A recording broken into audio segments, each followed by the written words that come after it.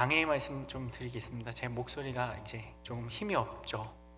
제가 지금 장염이어 갖고요. 서 있기도 힘든 상태여서 죄송합니다. 힘을 내서 열심히 하겠는데 기운이 없더라도 양해해 주시기 바랍니다. 네, 오늘은 추수감사주일입니다. 우리 성도님들 추수감사주일하면 어떤 것들이 떠오르십니까?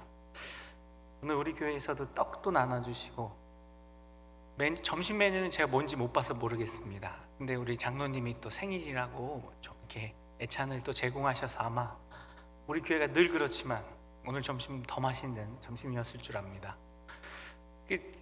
추수감사주일은 이제 우리는 농사를 짓지 않으니까 뭐 이렇게 추수는 안 하지만 한 해의 그 소출을 하나님 주신 것들을 거두어 드리고 그 주심에 감사하는 날이 추수감사주일 아니겠습니까?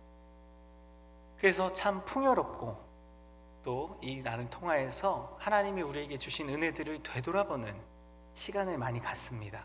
그리고 그 되돌아보면은 감사를 드리는 것입니다. 사실 하나님이 주신 것을 하나님이 주셨다고 믿지 않는 사람들은요, 감사를 하지 않습니다.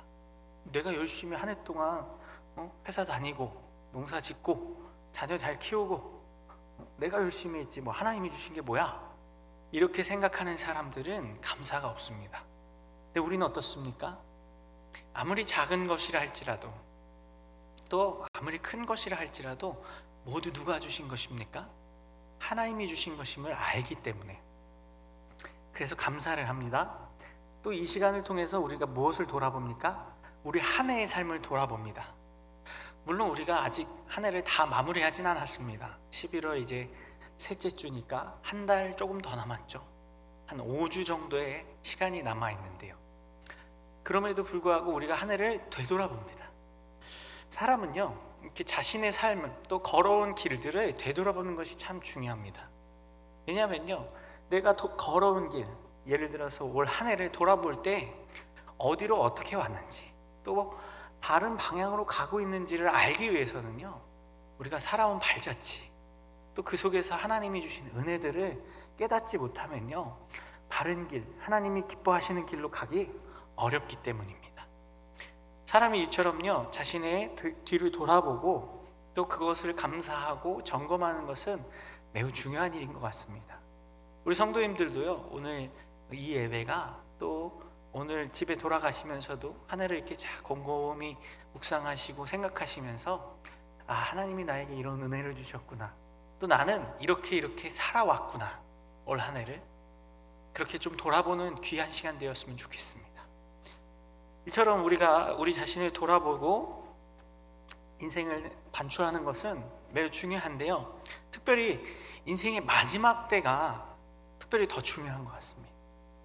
사람이 인생의 마지막 때가 되면요, 살아온 인생의 흔적과 쌓여온 신앙의 자세가 그 마지막에 드디어 꽃을 피우는 것 같습니다. 그래서요, 노년이 되어 갈수록 우리는 어떻습니까? 우리 속담에 있죠. 벼는 익어갈수록 고개를 숙인다. 맞습니다. 겸손하고 알이 꽉 차고 중심이 잡혀서 하나님 앞에서 겸손하고 또 살아온 인생이 쌓여져서 그 흔적을 통하여서 하나님의 영광을 드러내고 또 우리의 신앙의 자세와 태도가 믿지 않는 사람들과는 다른 하나님의 사람다운, 하나님의 백성다운 모습을 나타내야 할 줄 믿습니다. 우리 성도님들도 보통 이제 우리 오후 예배에 드리시는 분들은 대부분이 이제 장년, 중장년 또 노년의 우리 성도님들이셔서 이렇게 살아온 인생이 살아갈 인생보다 더 길고 오래되신 분들도 많이 있습니다. 우리 성도님들은 어떠십니까? 내 인생을 돌아보고 나의 그 발자취들을 돌아볼 때 나는 정말 하나님 안에서 올바른 인생을 쌓아왔는가, 또 신앙의 자세와 태도가 하나님 말씀에 비추어 봤을 때 올바른가 이렇게 어떻게 판단하십니까? 오늘 본문에서는요, 사울이 드디어 마지막을 맞습니다. 사울의 인생도요, 오늘 본문에서 그가 살아온 인생, 또 쌓여온 인생의 발자취, 또 그가 가지고 있었던 신앙의 자세와 태도, 믿음의 모습이 여실히 드러나는 장면입니다. 우리가 사울의 죽음에 대해서 잘 알고 있습니다. 블레셋과의 전쟁을 통해서 전사하게 됩니다. 근데 사실은 우리가 오늘 본문을 이제 곰곰이 살펴보실 텐데요, 전사한 게 아닙니다. 사울은 어떻게 죽죠? 자결을 합니다. 스스로가 자신의 인생과 또 자신의 마지막을 비관하며 두려움에 쌓여서 또 모욕당할 것이 싫어서 하나님 앞에서 자결을 하며 끝을 맺습니다. 이처럼요, 사울의 생애를 돌아볼 때에 마지막이 전혀 아름답지 못하고 하나님 보시기에도 그 인생을 인정받기 어렵게 보입니다. 근데요, 사울이라는 사람이 처음부터 이렇게 잘못된 인생을 살아오고 그 인생의 발자취가 하나님 없이 살아왔던 것은 아닙니다. 사울이요, 왕이 되는 과정을 잠깐 우리가 한번 복귀해 보겠습니다. 사울이 왕이 될 수 있었던 것은 처음은 이스라엘 백성들이 하나님 앞에 무엇을 요구했습니까? 왕을 요구했습니다. 우리 사무엘상 8장에 보면요, 8장 5절에요, 그에게 이르되 보소서 당신은 늙고 당신의 아들들은 당신의 행위를 따르지 아니하나니 모든 나라와 같이 우리에게 왕을 세워 우리를 다스리게 하소서 한지라. 이게 백성들이 사무엘에게 요구한 말입니다. 사무엘의 두 아들이 있었는데요, 그 아들들이 어떻습니까? 사무엘의 길을 가지 않고 하나님을 경외하거나 백성들을 위하는 사사들이 아니라 그냥 자기의 육신과 욕심을 채우던 자들이었습니다. 그것을 빌미로 삼아서 이스라엘 백성들이 왕을 달라고 합니다. 근데 이 왕을 달라고 할 때 이스라엘 백성들의 속마음이 있었습니다. 어떤 속마음이었는지 기억나십니까? 5절에서 분명히 말하고 있습니다. 모든 나라와 같이 우리에게 왕을 세워. 이들이 왕을 달라고 했을 때 하나님이 세우시기에 합당한 왕, 또 우리가 하나님을 더 잘 섬기고 경외하는 것을 잘 이끌어줄 수 있는 왕을 세워달라고 한 게 아닙니다. 그럼 어떤 왕을 세워달라고 하죠? 모든 나라. 여기서 말하는 모든 나라는 누구일까요? 이스라엘의 주변국들, 즉 이방 민족이고 우상을 섬기는 민족들을 뜻합니다. 신정국가였던 이스라엘이요, 이 이스라엘 주변에 있는 이방 나라들을 보면서 무엇을 느낍니까? 우리도 저런 왕이 좀 있었으면 좋겠다. 우리도 우리의 욕심을 채워주고 우리의 즐거움과 쾌락을 채워줄 수 있는 왕이 있었으면 좋겠다라는 욕망을 드러냅니다. 그리고 그것을 하나님께 요구합니다. 근데요, 하나님이 어떻게 하십니까? 그 요구를 들어주십니다. 7절을 보면요, 8장 7절입니다. 여호와께서 사무엘에게 이르시되 백성이 내게 한 말을 다 들으라. 이는 그들이 너를 버림이 아니요 나를 버려 자기들의 왕이 되지 못하게 함이니라. 하나님은 알고 계셨습니다. 이스라엘 백성들이 왕을 요구한 것은 자신들의 욕심을 채우기 위한 것이고 사무엘을 버리는 게 아니라 하나님, 여호와 하나님을 버리는 것이었다는 것을요. 그럼에도 불구하고 하나님 오늘 본문에 뭐라고 말씀하십니까? 왕을 세워줘라. 그러면서 그들에게 왕의 제도를 가르치라고 말씀하십니다.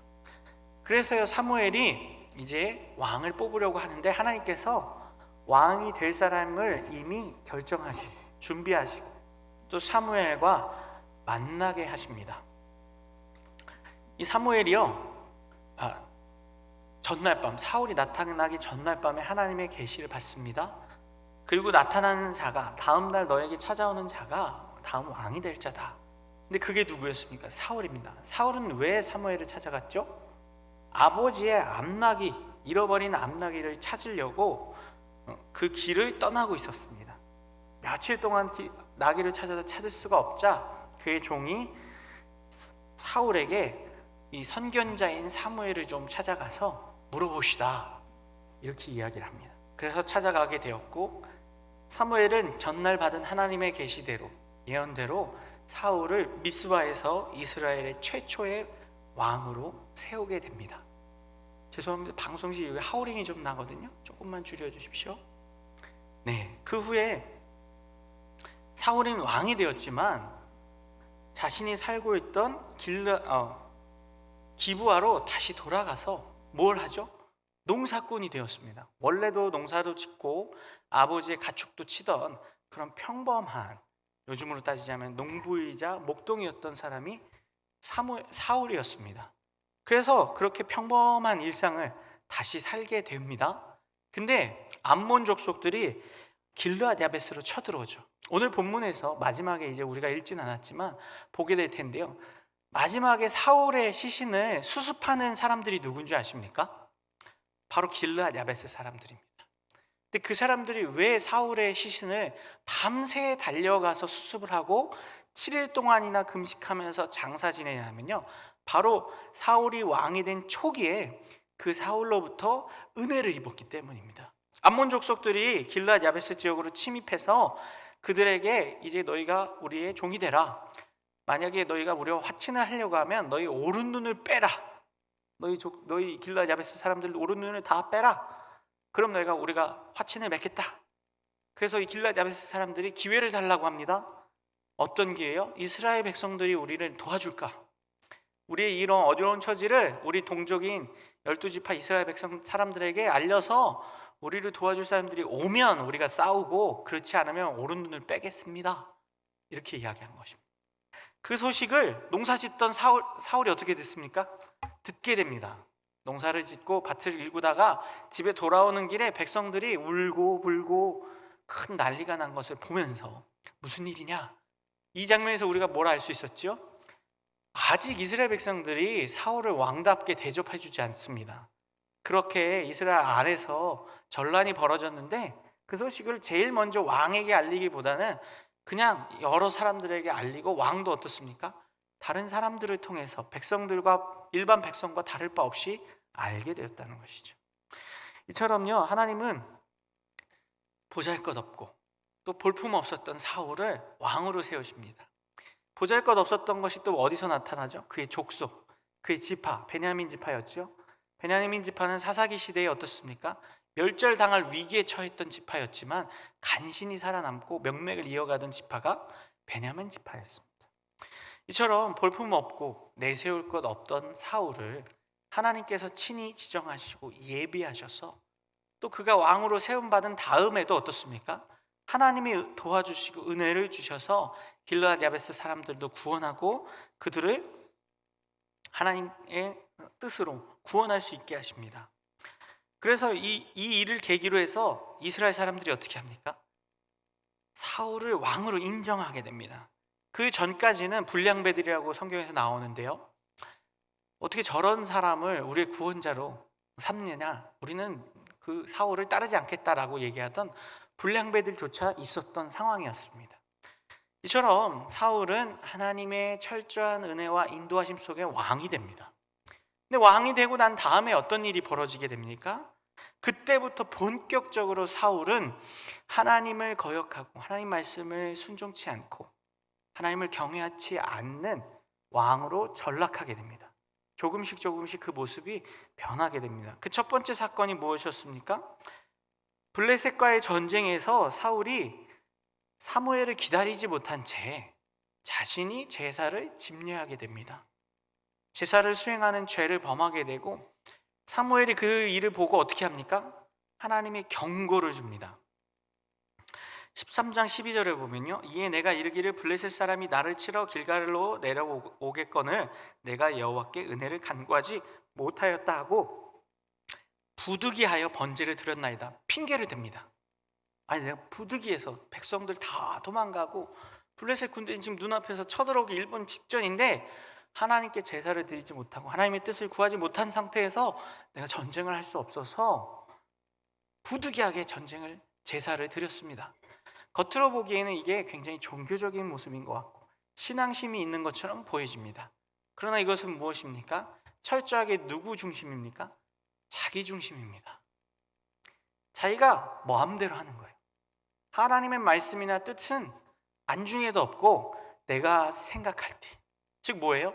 사울의 주인이 누굽니까? 사울 자신이었습니다.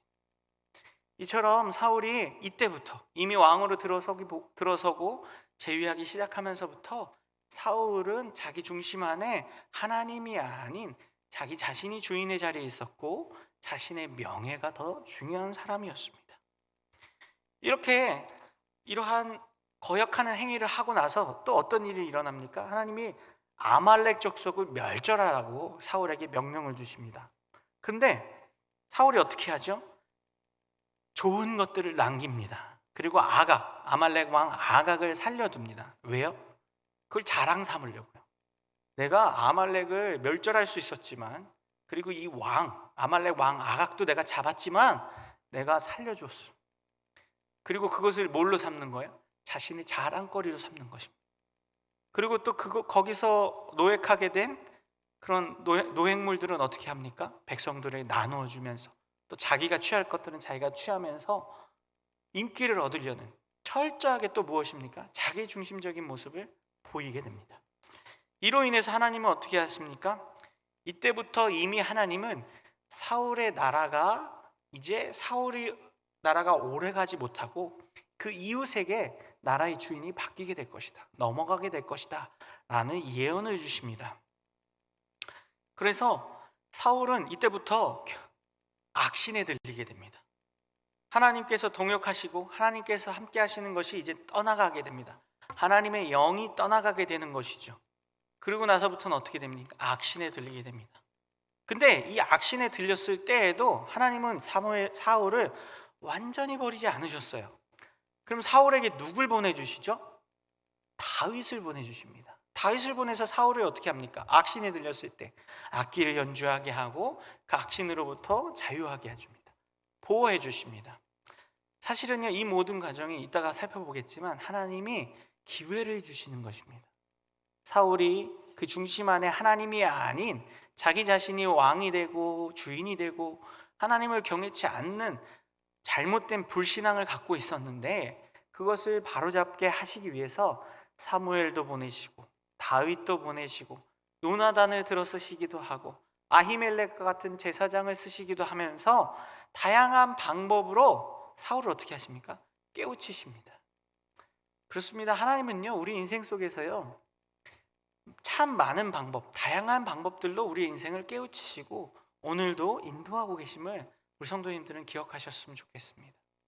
그것이요, 때로는 이렇게 주일 강단에서 들려지는 말씀이 될 수도 있고요, 또 내가 개인적으로 묵상하는 설교, 또 큐티 말씀이 될 수도 있고요, 또 내가 하나님 앞에 기도하고 받는 응답이 될 수도 있고요, 또 신앙의 우리 성도들, 또 교우들을 통해서, 또 혹은 가족들을 통해서 내가 알지 못하고 생각하지 못했던 것들을 알게 하시는 다양한 방법들을 하나님은 쓰십니다. 오늘 우리는 그러한 하나님의 인도하심을 기억하며 사는 인생이 되어야 할 것입니다. 이처럼 사울의 인생의 전반부에 대해서 함께 좀 살펴봤는데요, 이제 오늘 본문으로 좀 들어가겠습니다. 오늘 본문을 통해서 하나님이 과연 사울을 왜 이러한 마지막을 맞게 하였는가, 그리고 사울은 왜 마지막까지 이렇게 비참한 모습으로 생을 마감해야 하는가. 먼저요, 사울이 어떻게 죽게 되는지 한번 보겠습니다. 오늘 본문 3절의 말씀을 함께 보겠습니다. 함께 있습니다. 시작. 사울이 패전함에 사울이 그 활 쏘는 자에게 중상을 입은지라. 사울이 지금 어떻게 됩니까? 블레셋과의 전쟁에 임하게 됩니다. 블레셋과의 전쟁에 임하기 전에 사울은 어떻게 합니까? 신접한 여인을 찾아가서 하나님의 뜻을 구하지만 하나님은 어떻게 하십니까? 경고, 또 그의 패망, 너가 이제는 죽을 것이다 라는 하나님의 경고를 주십니다. 그리고 나서 전쟁이 임하였는데요, 아니나 다를까 사울이 중상을 입습니다. 근데요, 이것이 하나님의 심판이라고 보는 것이 대다수의 성경 주석가들의 중론입니다.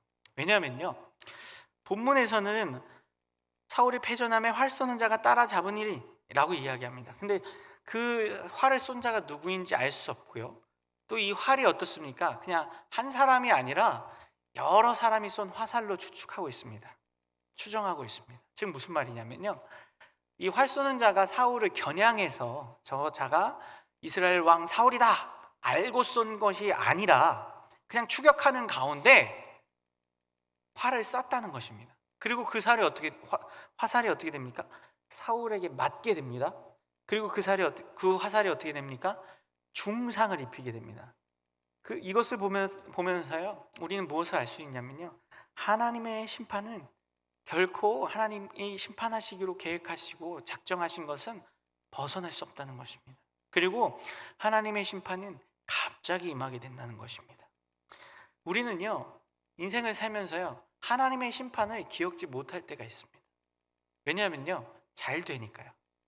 겉으로 보기에 아무 일 없는 것처럼 직장도 잘 다니고 또 가정도 평안하고 내 건강도 그런대로 좋고 여러 가지 근심 걱정이 별로 없고 하루하루 살아가는데 평안함이 있으면 우리는 어떻습니까? 잘 살고 있다라고 평가합니다. 자평합니다. 스스로 내 삶이 이 정도면 괜찮지 라고 생각합니다. 근데요, 우리 삶 속에서 일어나는 일들의 풍파가 없다고 해서 우리 신앙까지도, 우리의 믿음까지도, 바른 믿음, 늘 하나님 앞에 바로 서 있다고 자부해서는 안 됩니다. 어느 누가 하나님 앞에서 자만할 수 있겠습니까?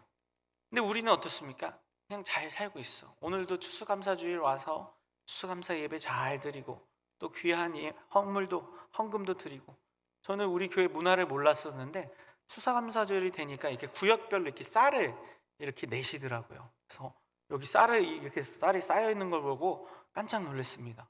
와, 이렇게 많은 쌀이 이렇게 올라와 있다니.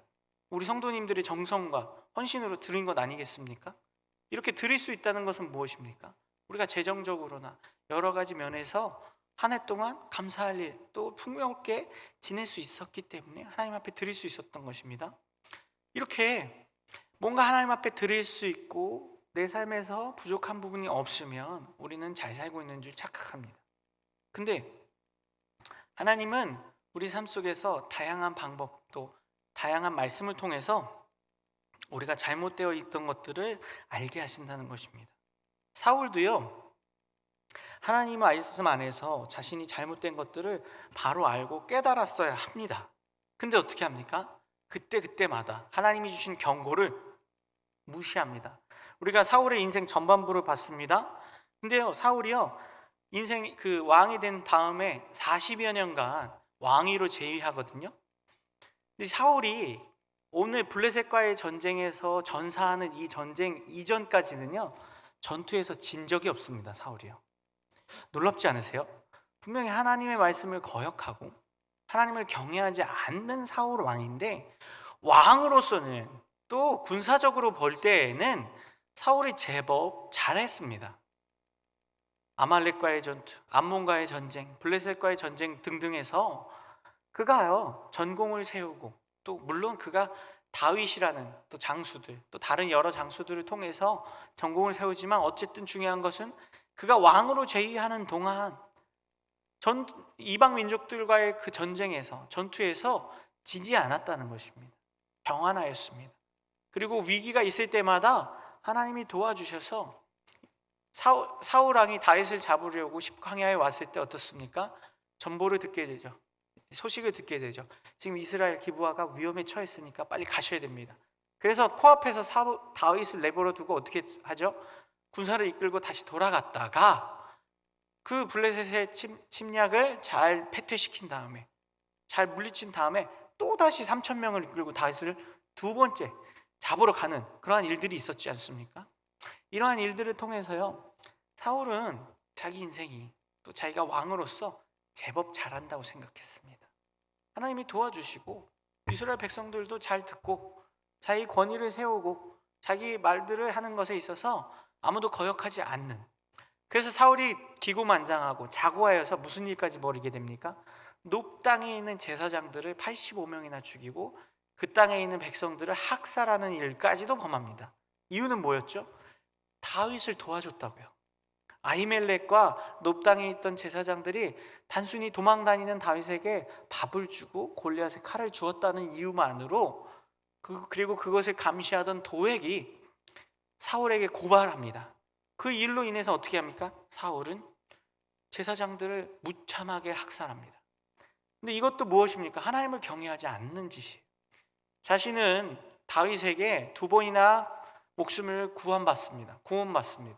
근데 다윗이 사울 왕을 2번이나 살려준 이유는 무엇이었죠? 그가 하나님께 기름 부음 받은 왕이었기 때문입니다. 그래서 다윗은 사울을 죽이지 않았던 것인데, 사울은 어떻습니까? 반대로 기름 부음 받은 제사장을 무참하게 죽입니다. 별 이유 같지도 않은 이유들 때문에. 이처럼 하나님 없이 자고한 인생으로 살아가지만 결국 그렇게 하나님 없이 사는 인생도 그 결말은, 또 그 인생을 하나님은 어떻게 하십니까? 내버려 두지 않으십니다. 반드시 심판하십니다. 그래서 우리는 깨달아야 합니다. 내가 신앙생활 잘하는 것을 내 삶의 환경으로 보아서는 안 됩니다. 내 주변의 환경이, 또 내가 처해 있는 상황이 좋으니까, 재정적으로도 풍요롭고 건강도 제법 좋고 자녀들도 잘 되고 여러 가지 인간관계도 나쁘지 않고 교회도 주일마다 빠지지 않고 나오니까 다 뭐예요? 환경적인 요인이에요. 근데 하나님은 무엇을 보십니까? 우리의 중심을 보십니다. 내 중심이 올바르게 하나님을 섬기는가 안 섬기는가. 사울도 주변 환경을 보면요, 제법 괜찮았다니까요. 그럼에도 하나님은 늘 어떻게 하십니까? 사울에게 경고의 말씀을 주십니다. 너는 심판받을 것이다. 그게 블레셋과의 전쟁 때부터 이미 그랬고요. 자기와 임의대로 제사를 드렸을 때부터, 그리고 아말렉을 멸절하지 않았을 때에는 하나님이 어떻게 하십니까? 그가 하나님 앞에서 심판받고 너가 더 이상은 하나님께 쓰임받지 못할 것이다, 버림받을 것이다 라는 것을 하나님께서 그에게 말씀하여 주십니다. 이처럼요, 사울은 완고하고 하나님의 말씀을 듣지 않았습니다. 그것이요, 사무엘상 15장에서도 나타나는데요, 22절입니다. 사무엘이 이르되 여호와께서 번제와 다른 제사를 그의 목소리를 청종하는 것보다 좋아하심 같이 좋아하시겠나이까? 순종이 제사보다 낫고 듣는 것이 수장의 기름보다 나으니 이는 거역하는 것이 점치는 죄와 같고 완고한 것은 사신 우상에게 절하는 죄와 같음이라. 뭐라고 얘기합니까? 자기 마음대로 행하고 완고히 행하는 것, 하나님 말씀 듣지 않는 것은 하나님의 뜻에 맞지 않는 것이다. 당신이 지금 블레셋과의 전쟁에서 승리한다 할지라도, 아말렉을 멸절한다 할지라도, 환경과 상황이 좋다 할지라도 그 중심 안에 하나님을 경외하는 마음, 당신의 삶 속에 하나님이 참된 주인으로 왕으로 자정하시지 않으면 당신은 버림받습니다. 심판을 받게 됩니다 라는 것을 이야기하고 있습니다. 우리는 사울의 인생 전반을 통해서, 그가 살아온 삶의 걸음을 통해서 이러한 하나님의 일하심과 심판의 경고를 우리 마음에도 새겨야 합니다. 우리도 하나님이 언제든지 그리고 얼마든지 심판하시고 잘못된 길, 우리의 중심이 하나님을 떠나 있다면 심판받을 수 있다는 것을 기억해야 합니다. 이처럼요, 하나님의 심판은 갑자기 임하고요, 하나님은 무수히 많은 경고를 통해서 사울이 회개할 기회를 주셨습니다. 두 번째입니다. 하나님은요, 사울에게 회개할 기회를 많이 주셨어요. 사울이 하나님의 말씀을 거역하고도 40여 년 동안이나 어떻게 했습니까? 왕으로서 자리매김했습니다. 그 40여 년 세월 동안 무슨 짓만 했습니까? 자기 자신을 위한 일만 했습니다. 그 대표적인 게 뭐예요? 다윗을 죽이려고 쫓아다닙니다. 다윗 죽이려고 국력을 낭비해요. 그래서 사울이 거두지 않은 사람들, 또 사울이 돌보지 않은 백성들이 어디로 찾아갑니까? 아둘람 굴로 찾아가서 다윗에게 자신들을 의탁했습니다. 기억나시죠? 다윗에게 찾아왔던, 아둘람 굴로 찾아왔던 환난당한 자, 빚진 자, 권고한 자들은 다 그 원인이 어디에 있었다고요? 사울이 자기의 왕으로서 역할을 하지 않았기 때문에. 또 그가 왕으로서 그일라를 구원해야 되는데, 그일라가 침략당했을 때 그일라 백성들을 구원했어야 하는데 그 일은 하지 않습니다. 그래서 누가 대신하죠? 다윗이 하나님께 뜻을 묻고 그일라 백성들을 대신 구원하는 그러한 일까지 일어나게 됩니다. 근데 이 모든 일들이요, 왜 그렇게 사울에게는 이렇게 더디게 일어났을까요? 하나님의 심판이 더디게 일어났을까요? 하나님이 그를 왕다운 왕으로 세우기 위해서 여러 번의 기회를 주신 것입니다. 그가 잘 되고 있다고 해서 잘 되는 것이 아니라고 말씀드렸습니다. 오히려 그러한 일들, 잘됨은 무엇으로 생각해야 합니까? 하나님께서 나를 돌아보게 하시는 기회다. 내 잘못된 것들, 내가 진짜 하나님의 말씀을 순종치 않는 나 중심의 삶을 살고 있는데 그러한 삶을 돌이키라고 하나님이 자꾸 깨닫게 하시는 것입니다. 사무엘을 통해서, 또 다윗을 통해서, 때로는 요나단이, 아들인 요나단도 사울에게 아버지, 다윗은 죄가 없습니다, 이렇게 간언할 정도였습니다. 또 제사장 아히멜렉도 마지막 죽기 직전까지도 하나님의 뜻을 거슬리지 마십시오, 다윗은 죄가 없습니다 라고 간언하였습니다. 이처럼 하나님은 다양한 기회, 다양한 목소리를 통해서 우리를 깨닫게 하십니다. 우리 성도님들도 오늘처럼 말씀을 들을 때, 예배 시간에 말씀을 듣고 또 아침마다 큐티를 하시고 또 개인적 묵상을 하실 때 그것을 지식으로, 머리로만 받지 않으셨으면 좋겠습니다. 하나님이 나에게 오늘은 이 말씀을 왜 주시지? 오늘은 사울 왕의 마지막 때를, 죽어가는 이 모습을 왜 알게 하시는 거지? 그 속에 담겨있는 나를 향하신 하나님의 뜻은 무엇일까를 찾고 발견하는 저와 우리 성도님들 되길 소망합니다. 이렇게 마지막이 되었을 때 그 사람이 쌓여온 인생과 그 사람의 신앙의 자세, 본질이 드러나는데요, 사울은 어떻게 죽습니까? 자결하여 죽는다고 했습니다. 오늘 본문 4절을 함께 보겠습니다. 오늘 본문 4절 함께 읽어보겠습니다. 시작. 그가 무기 든 자에게 이르되 할례 받지 않은 자들이 와서 나를 찌르고 모욕할까 두려워하노라 하나 무기를 든 자가 심히 두려워하여 감히 행하지 아니하는지라. 이에 사울이 자기 칼을 뽑아서 그 위에 엎드러지매. 사울이 중상을 입었습니다. 근데 이 생각 해보셨습니까? 저는 오늘 말씀을 준비하면서요, 사울이 즉사할 수도 있었습니다. 하나님의 심판이 화살을 맞고 급소를 맞아서 즉사할 수도 있었고요, 또 화살이 아니라 블레셋 장수들이나 블레셋 군사들에 의해서 목베임을 당할 수도 있었습니다. 그러니까 죽음을 맞이하는 그 순간을 얻지 못할 수 있었다는 뜻이에요. 갑자기 그냥 팍 죽을 수 있었다는 뜻입니다. 전장이기 때문에요. 실제로 사울의 세 아들들은 어떻게 됩니까? 다 그냥 죽습니다. 그들의 마지막에 자신의 삶을 돌아본다든지 뭔가 자신의 죽음에 대해서 생각해 볼 수 있는 시간적 여유를 얻지 못합니다. 근데 사울은 어떻습니까? 죽음의 그 순간이 다가왔을 때 중상을 입었어요. 누가 봐도, 자기 스스로 생각할 때도 난 이제 가망이 없다, 이제 죽게 생겼다, 근데 시간만 남은 거예요. 죽을 시간만. 근데 이게요, 우연일까요? 그냥 죽을 날을 받아놓고 기다리는 것이 우연일까요? 아닙니다. 하나님께서 마지막까지도 그에게 기회를 주십니다. 어떤 기회요? 회개할 수 있는 기회, 자신의 잘못을 돌아볼 수 있는 기회. 내가 아집과 고집으로 인생을 점철하였고 하나님 말씀에 순종하기보다는 내 자신의 주장과 명예를 위해서 살아왔다는 것을 돌아보고 돌이키고 그 마지막에는 비로소 하나님께 회개할 수 있는 마지막 기회를 주신 것입니다. 중상을 입고 그 자기 부가 무기 든 자와 대화할 수 있었다는 것은 뭐예요? 충분히 정신이 깨어 있었다는 뜻이에요. 육신은 죽어가지만 그의 머리와 생각과 하나님 앞에 기도할 수 있는 그런 모든 상황들은 여건이 마련되어 있었다는 뜻입니다. 그럼에도 불구하고 사울은 어떻게 합니까? 자신의 명예를 위해서 자결합니다. 자결하는 이유가 뭐예요? 너무 고통스러워서 죽고 싶다, 뭐 그런 거라면 그래도 인간적으로 조금 그래도 이해할 수 있을지도 모르겠는데, 뭐예요 이유는?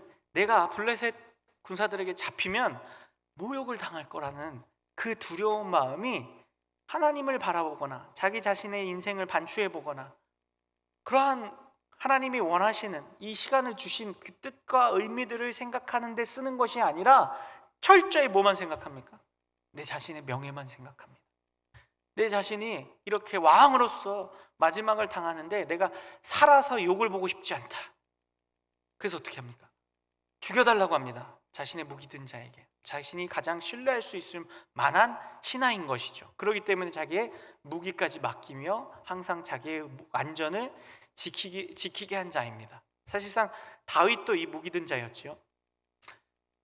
이처럼 자신이 가장 신뢰하는 사람에게 자신의 명예를 지켜달라고 하는데요, 이 사람이 어떻게 합니까?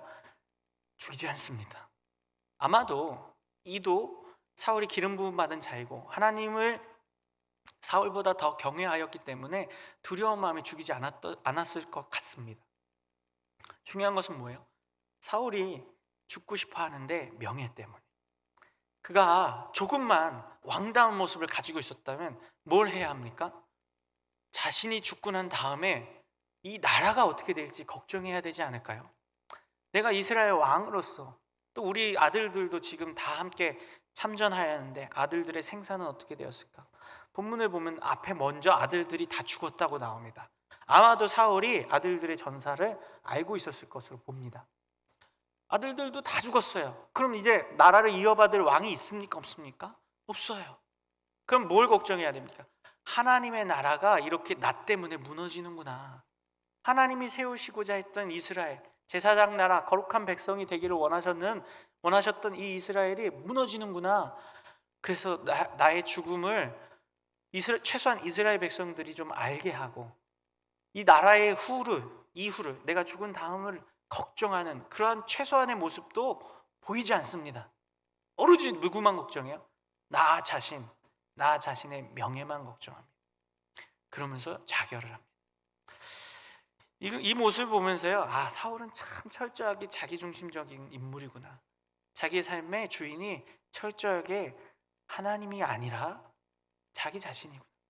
근데 이 모습을 보면서요, 저의 모습을 돌아보게 하시더라고요. 과연 나는 정말 나 자신보다 하나님을 더 우선시하는가?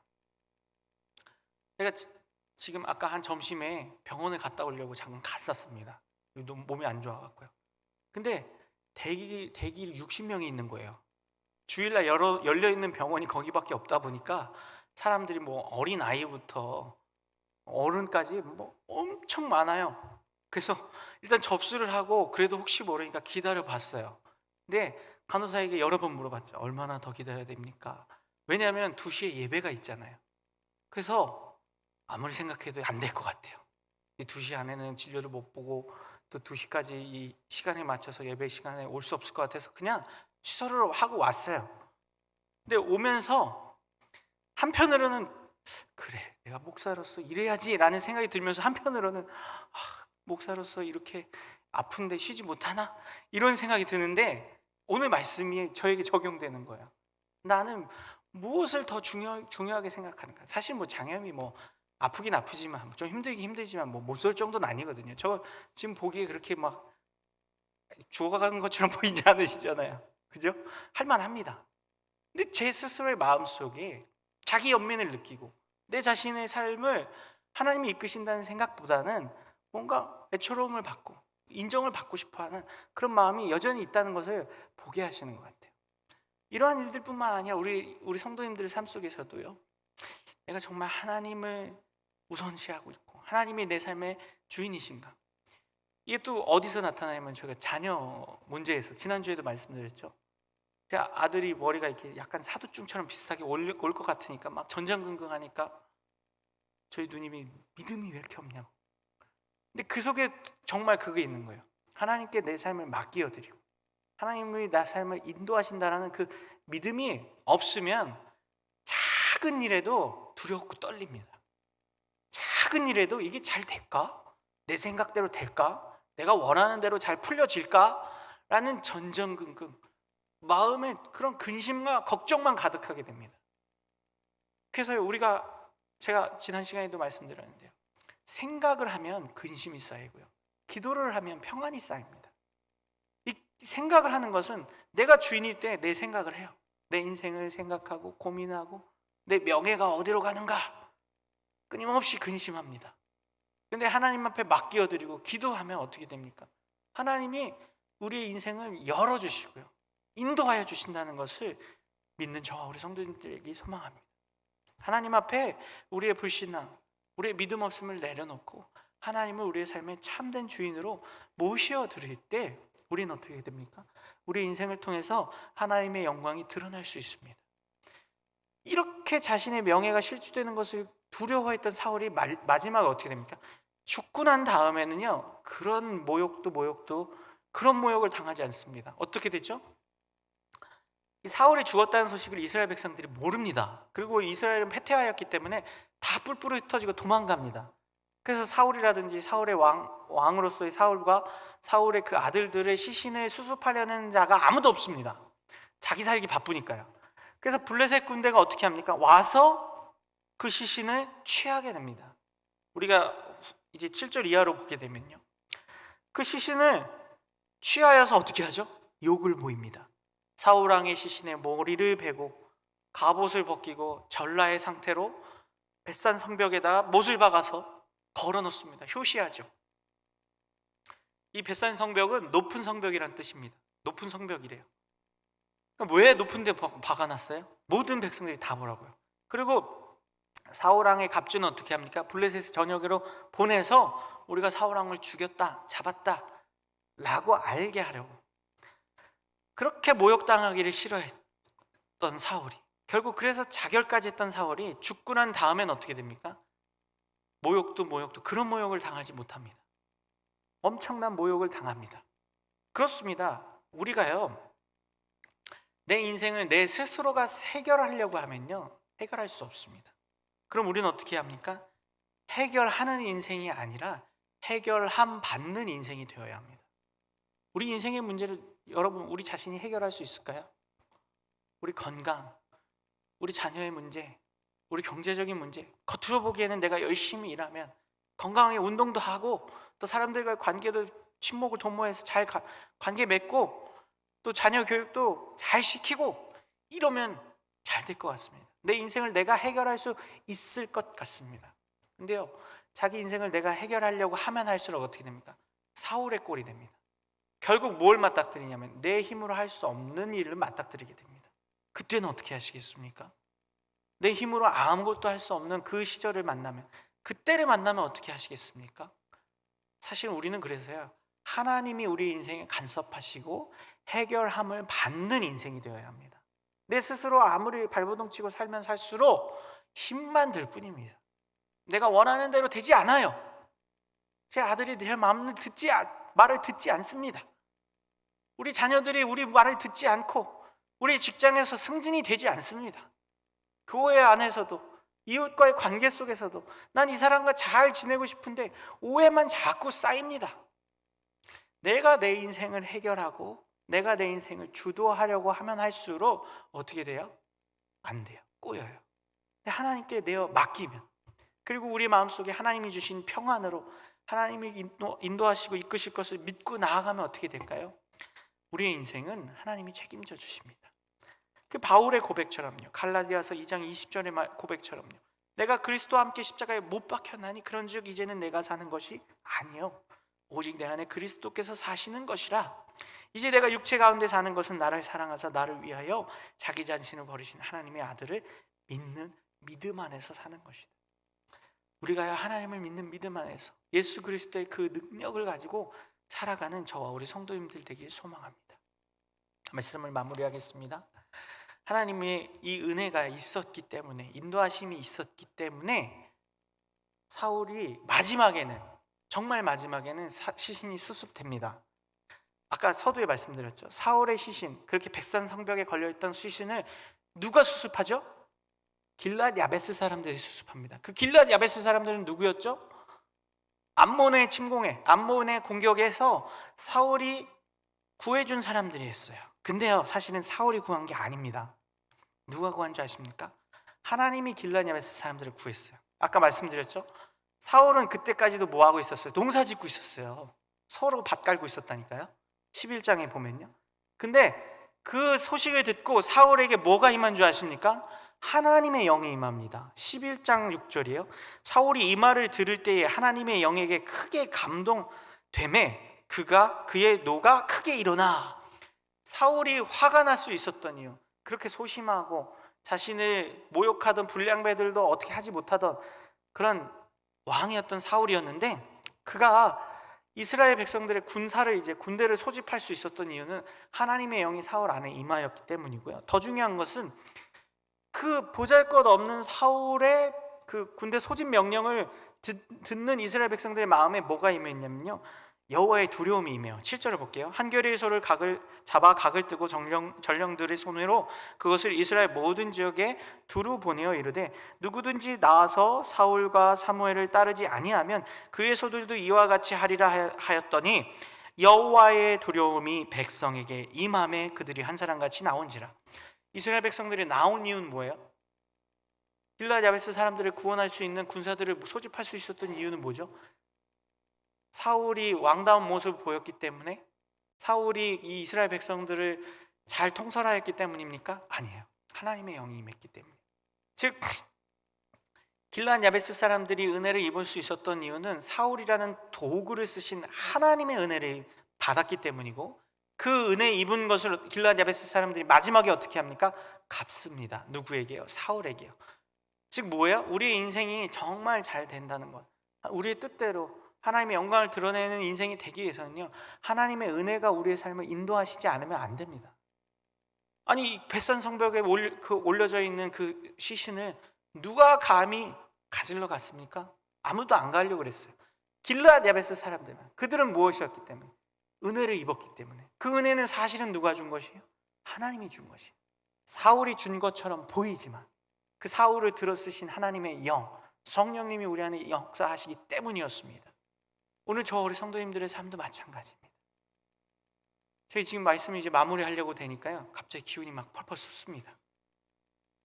언제 아팠냐 싶은 게 막 은혜가 돼요. 힘이 납니다. 이런 은혜가 임할 수 있는 이유는 무엇입니까? 하나님이 우리와 함께, 저와 함께, 우리 성도님들과 함께하기 때문입니다. 주눅들지 마십시오. 하나님을 인도하심을 거절하지 마십시오. 하나님은 오늘도 저 우리 성도님들을 이끌고 계심을 믿고 나아가는 우리가 되길 소망합니다. 우리 시간 찬송가 301장 무반주로 할 텐데요, 지금까지 진행한 거 우리 잘 아는 찬양입니다.